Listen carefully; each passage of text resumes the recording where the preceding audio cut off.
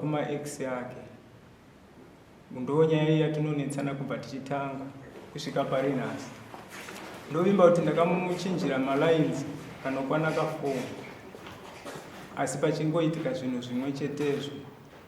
Saka ndiri kuona kuti mumwe wangu ndiye ane musikanzwa nekuti tikarasa laini totora rimwe panoramba pachiitika zvinhu zvimwe chetezvo. Saka kureva kuti iye ndiye anoramba achivatsvaga maex iwayo. Ndofunga takambosvika panguva yekugarawo pasi tichitsiurana, asi mumwe wangu akasvika pakundiudza mashoko ekuti handigone kunyarara ndakambopinda naye mugumbezi. Saka nhasi uno chazoitika ndechekuti mumwe wangu uyu nhamba dzake dzaitambudza kuti ange achipinda paWhatsApp. Saka ndakazomupa akaunti yangu kuti ashandise paWhatsApp, asi laini ndinenge ndiinaro mufoni mangu. Saka mumwe wangu aichata paWhatsApp neex yake zvakare. Saka ndofunga vari pachat ipapo, chakazoitika ndechekuti ex yake akazofona yaona uyu aenda offline. Paanga atori paWhatsApp apo ndandichitomuona ari paari. Saka paakafona munhu uyoyo akabva anditi ndiani adayira foni. Ndikati ndotobvunza imi mafona kuti ndimani. Ndobva ndati alright, muda kutaura nani? Zvikanzi naKero. Ndati naKero, muri chii chake? Zvikanzi ishamwari yangu. Ndati munonzani? Zvikanzi ndinonzi Chris. Ndikati alright. Saka zvandichaita kana ndasvika kumba ndichati mutaure naye. Saka pandakanzwa zita iri ndakabva ndaziva kuti munhu ndamuziva nekuti ndakambonzwa kuti mukadzi wangu akambenge akawanikwa nemunhu ane zita iroro. Ndokubva ndaisa foni yangu paloud. Vamwe vana andinawo kubasa ndikati ateerera iwo. Ndati mati munonzani? Zvikanzi ndonzi Chris. Ndikati mati Kero ichi chinhu? Zvikanzi ishamwari yangu, just a friend. Ndati kana wati unonzi Chris chirega kundinyepera, nekuti inini ndoziva kuti Kero akamboroorwa nemunhu anonzi Chris. Saka usandinyepera. Ndikati akutsenga mukana. Ndikati alright, chirega ndakuenda kumba utaure naKero. Ndasvika kumba ndakabva ndachifona panhamba dziye. Ndikati Chris, chitaura naKero. Akabva angoti ndobva akata foni. Uchiedza futi yakuti not available. Saka ndopa ndakazoti izvi zvanyanya. Ndokubva ndachizoendawo nemudzimai wangu kuna sisi kuti vanomutura kumba kwavo, nekuti ndaona kuti kugara kwedu kwese tiri kungonetsana nenyaya yechinhu chimwe chete yechinonzi maex yake.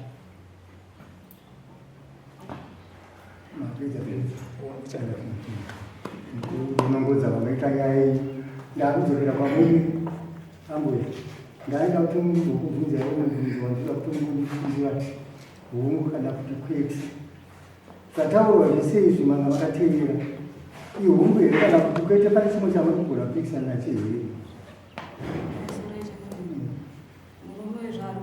ndoda hungu kana kwete tokuzotaura ikwete hamusi kuzovira nezvo zvataura. Aiwa, saka tochikupai aenda pamoja. Saka takuchikupai nguva yekuti muchinyatsosanangurawo nekudzivirirawo kuti nyaya iyi hamuizive taura ichichi. Pamusoro yechangamira, murume wangu anga ari kubasa. Panga ari kubasa anoti akafonerwa neex yangu. Abva kubasa ndobva auya kumba. Ndobva svikobva nditi pane munhu andifonera anditi anonzi Chris. Saka mina ndimufonere utaure naye. Ndobva ndati afonai nditaure naye. Ndobva afona. Saka munhu uye anangodaira. Ndobva akata foni. Murume wangu ndobva adzokera kubasa. Adzokera kubasa ndobva azodzoka atokumuka zvekumafufu. Ndobva nditi handei kwatati kwasisi vangu tinotaura nanyaya iyi. Ndati alright, mandi kuti tiende kwadombo tinotaura nanyaya kuna dombo. Zvanzi aiwa ndikuna sisi vangu. Shuwa ndobva tasumuka vatondikera patutu bike. Ndobva tabuda tinoenda kwasisi wacho. Tingosvika kwasisi wacho ndobva tongosvika nasisi wacho bvati muroora wenyu akuda basa rekutaura nemaex boyfriend yake. Saka mutakure munomusiya kumba kwavo. Saka sisi wacho bvati ndinomusiya kumba nenyaya iyo here? Zvikanzi Saka sisi wacho ndobva andotakura bva anondisiya kumba. Pajamba one day murume wangu ndobva aine kukuru nemari 250 achitenda andichada mukadzi. Saka inini vandisiya kumba kudaro ndakabuda. Saka changamire nyaya iripo ndeyekuti murume uyu ane munhu waakaitisa, munhu wavo anaiti muzukuru wangu inini. Saka kwese uku kunditsvagira nyaya mama kuti anoshiya kuti anondiramba sei.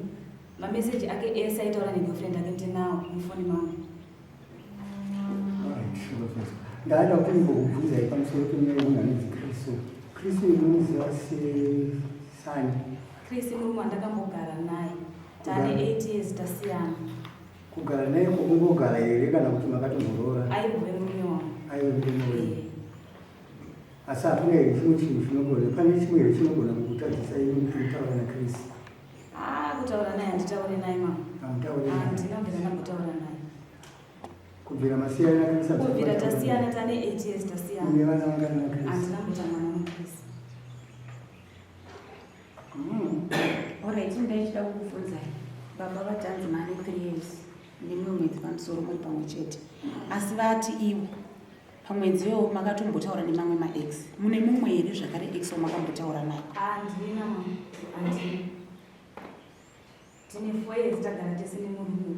Nyaya inoitika ndeyekuti lembe rangu inini rakapinda new number vanoti iboyfriend, yakapinda new number vanoti iboyfriend. Handina ex yandakati ndataura naye pa4 years ndandagara naye. Chimbodzoka kwamuri baba. Mamwe ma-ex asiri Chris akambotaura nemudzimai wenyu sekutaura kwamaita kuti pamagara mese apa pane mamwe ma-ex akambotaura mune umbowo here nazvo? Umbe nekuti pane mamwe acho aya pakanga pasiri pafoni asi kutotaura. Nekuti iye mudzimai wangu akandiudza kuti vanhu ava handina kana mhoro navo. Asi pane pamwe pandakazomuhwandira ndakamuona achitaura nemunhu iyeye. Uyezve akazoonekwa nehanzvadzi yangu nini achigerwa musoro nemunhu iyeye. Ndofunga pandaikagara naye ndichimutsiurawo mudzimai wangu nenhau idzodzo ndine pandaimurekodha marekodzi ndinaye mufoni mangu. Uyezve panhau yaChris nhamba dzacho dziripo ndinadzo. Ndakazofonawo inini kwaaigara mudzimai wangu naChris ndichibvunza nekuti ndakasecha nhamba idzi paEcocash ndobva abudisa zita rekuti Chris Marunga. Saka ndakavhana ndikutopa mwana Chris vanogona kuwanda asiri yeupi waaigara naye. Saka ndobva ndatsvaga paEcocash pakabuda zita rekuti Chris Marunga. Saka ndobva ndachizofonawo kune vanhu vanogara kwaaigara mudzimai wangu naChris. Kwakuchibvunza kuti munhu anonziwo Chris ariko here, munomuzivawo here? Munhu ndakafonera vati arega ndimbobvunza kuti achiripo here. Vazondisira meseji achiti ndamuziva munhu yeChris Marunga aimbova gadhi asi haasisiko kunoku akapfuura munhu nepfuti. Asi pane munhu akasangana naye mwedzi wapfuura wekustories amai Idi vasati afa nova mukadzi futi weimwe ex yake uyu vakasangana naye kustories. Munira ndikakuremba kubvunza chimwe chinhu chataurwa naadzimai vababa vataura kuti iwe vanzi mune mumwe munhu wakamipisa ende zvichiratidza kuti iwe uri kutoshusha adzimai kuti uri kuwirirana nazvo edzo kuti kushusha adzimai. Munhu wandakamitisa kuve kwaaripo asi hazvisizvo zvaunza dambudziko nekuti kunetsana kwedu kwakangobvira ndichimuchinjira malainzi kakakwana ka5. Saka iye anenge achingoti handisi kuziva kuti ndianowana kuti ngatirasela ndisanetsane totengani. Asi nhamba idzi pandakadziona dzaChris hadzina kuita dzitsva. Baba vari kunama. Okay. Baba vari pa. Ngao yezo. Ngei kulunga.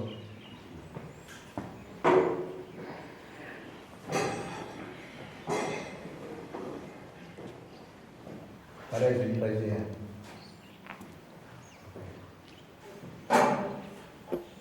Okay. Huyu umwana wenyu. Akambenga akarohwa kana kuti akarohwa nevarume vakaari vasataura Yohana wekutanga akakumbomitisa patomorana vakazorwa naye vacho ndivakutauramidzira kuChris vakafodana. Okay. Murume wekutanga akamumitisa nekodzo yaKristu ndokuzotorwa nuyu. Okay. Alright. Ayo ndipapo baba. Garai zvinhu ndopadaita muromo munyika. Garai zvinhu baba. Ndakabvunza kuti mune vana vangani ndimurume wenyu? Hadzina mwana. Hamuna mwana.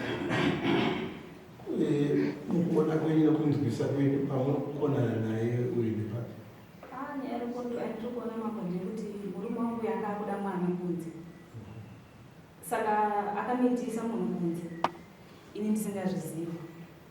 Saka ndokunditsvagira nyaya yekuti anondisiya kumba kwedu awaneni kutorana nemunhu wake waakanotiisa.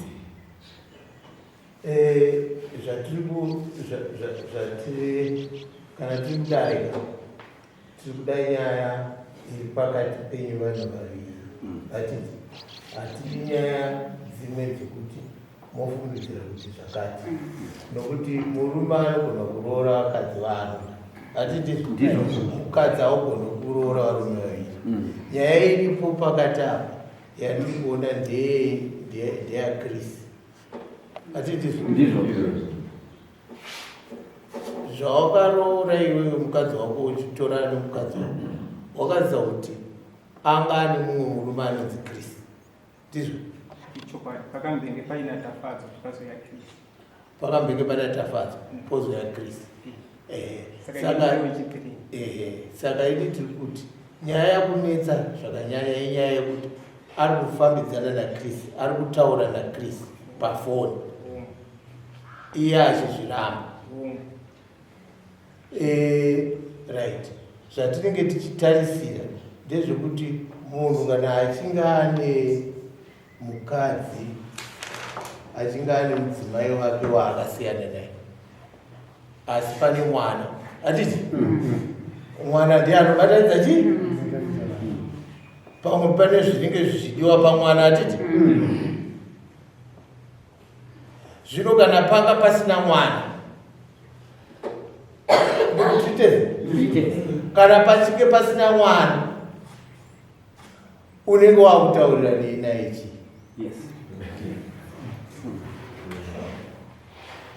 Ndopatinoona pane nyaya, ndopane nhau pakumwana, nokuti defense yekuti ano mumwe musikadzi aiwa iwe uri mukadzi wako. But problem yatiri kuona ndeyekuti Krisi ari kutaura newe, hapana chinhu chokuti chinokukonekita yapa naKrisi. Munhu awakasiya, hatiti munhu akatokumitisa uyowe ane mwana newe uyo angatori nani kuti utaure naye than Krisi. Krisi anogona kukumbuka kuti alright, kwawaenda uko, hatiti woda kuputsira imba yako. Ndopane nyaya yako. Tingasikoro nekutenderera zvedu tichisikoroita zvimwe zvinhu zvese. Krisi ndiye akonzera bongozozo mumba menyu. Mapanzwa mai? Ndiyani nyaya? Tikatenderera wakati uya ane mwana newe uyo nhasi waingotaura kuti anga achida kuti adzwe nezvemwana, akatanga achida atiti but iyeyo majeka haasiriye ari kutaurwa nezvake. Tabvunza baba vati kuna aripo ane mwana, hatiti haasiriye ari kutaurwa naye, but problem iri pana Krisi.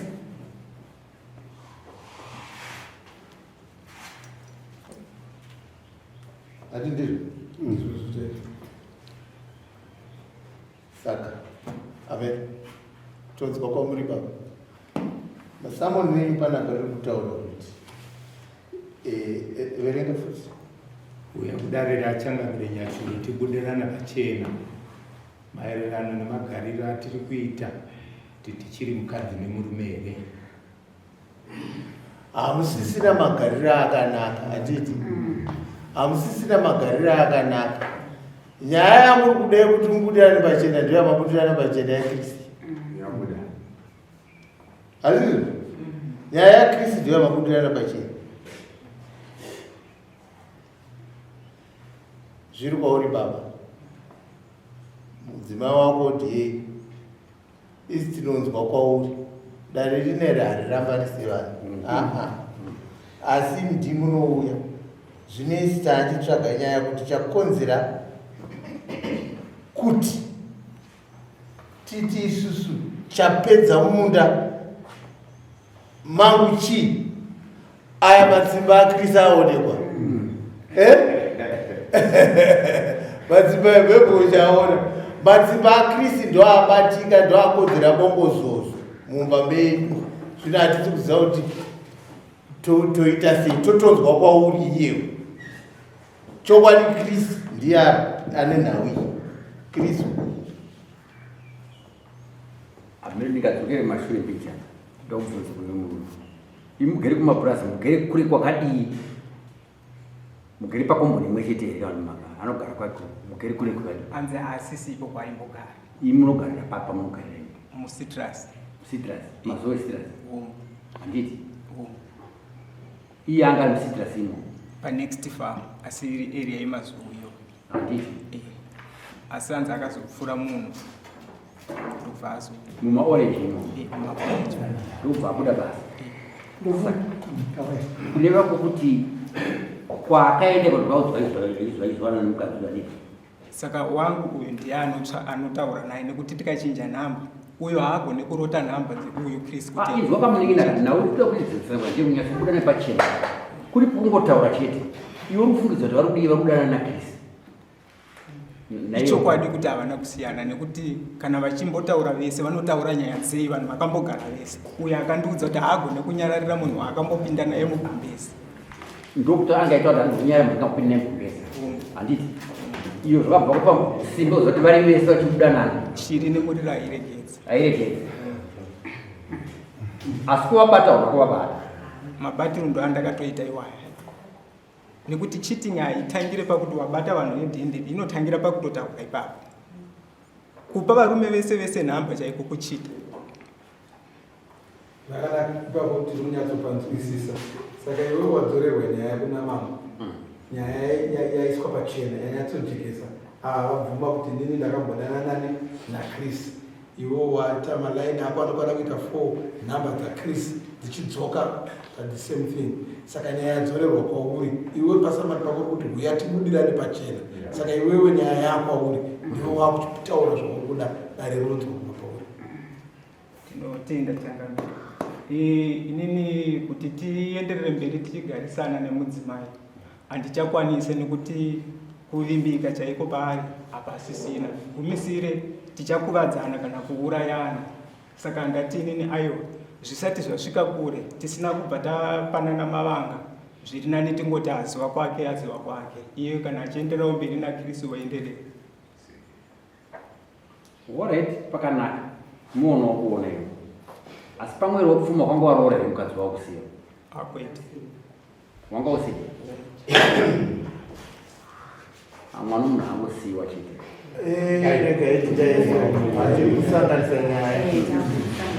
kusanganisa nyaya chatinoona ndechekuti nyaya iri pakati pevanhu vaviri hatiti vanhu vaviri ndo vanobudisa nyaya pane nyaya yawo yatezvara hatiti tezvara anopidzawo nyaya yake mudare hatiti saka isi inoda kufamba nenyaya inenge iri kuvanai nyaya yatinayo pano inyaya yevanhu vaviri hatiti murume ndiye akwira dare achiti mukadzi uyo andibudire pachena zvino inyaya yataona panapa kuti vaviri kugarisana hakusisina kumira zvakanaka nenyaya idzodzo yeye tingagone kudzoreredza dare rinogona kuedza kudzoreredza but mwoyo womunhu tazomupa kuti akwire dare kusvika pano chikonzero chaari kuona chataona isusu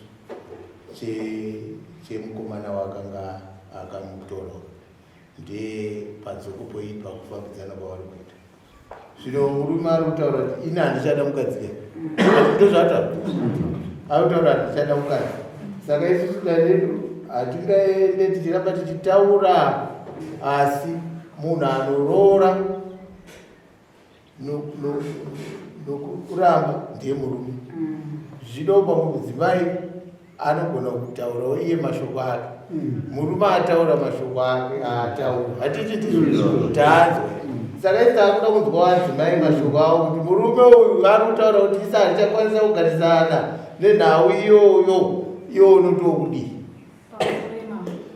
murume uyu anoti inini ndinobuda ndichinosangana naChris mambo murume yakandipa mutemo kuti handibude pamba handifambi ndinoswera ndiri pamba kubuda tinobuda tiri true kuenda rwendo toenda tiri true handina kwandinofamba ndiri ndega mambo saka iye kwaanoti ndinobuda ndichinosangana nechikomba ndiri kukushaya mambo handina kwandinofamba ndiri ndega murume wako unomuda ndinomuda mambo unomuda madira aunomuita nemadira waita Kristi hatuvapedza akaita sei zvakrisi handichataura nezvo because tane 8 years tasiyana saka nditaure nezvo ndotaura zvemurume wandigere naye. Aiwa patira baba adzimai vari kuti murume wangu naanditi zvino ndomashoko anobva kuna adzimai munotodi mashoko awo ndinoanzwa changamiri asi dambudziko nderekuramba achidzoka kwaakabva saka tinogarisana sei kana achicheuka kumashure nekuti kana achicheuka kumashure zvinoreva kuti kumashure kwaimunakidza kudarika nasuo ndikandibobata iwewe wataura kuti hautana mukadzi akutaura kokoda anditi iwe wataura kuti ndoda kuti andibudire pachena pabuda handitika pawanga wachida pabuda yesu mukadzi kaari kuramba achitaura kuti inini ndiri kuda murume wangu unopati kudi uno hauna tsitsi here dzaunoitawo sezvo abuda pachena noti auya abuda pachena kao saka pakubuda kwaita pachena iwewo uchitiwo kudii tsitsi ndakadzinzwa kakawanda pandaimuchinjira malines kuti kana wati hauzive munhu ngatichinje line toisarire asi zvairamba zvichingodaro saka ndakuona kuti aiyo tsitsi dziya dzinoguma dzanditsitsirira ndichaguma ndaamujeri tarwisana zvokukuvadzana hatina zvinoitwa mukadzi kana uchiti haushanda une chaunobvisa kuti mukadzi achata kana uchibvisa chobvisa pamberi pedare toziva kuti mukadzi achata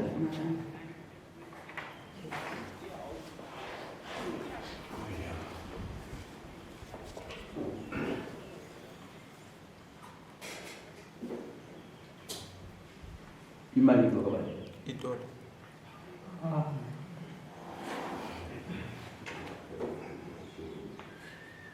saka ipaziona yaita shoma mari yayo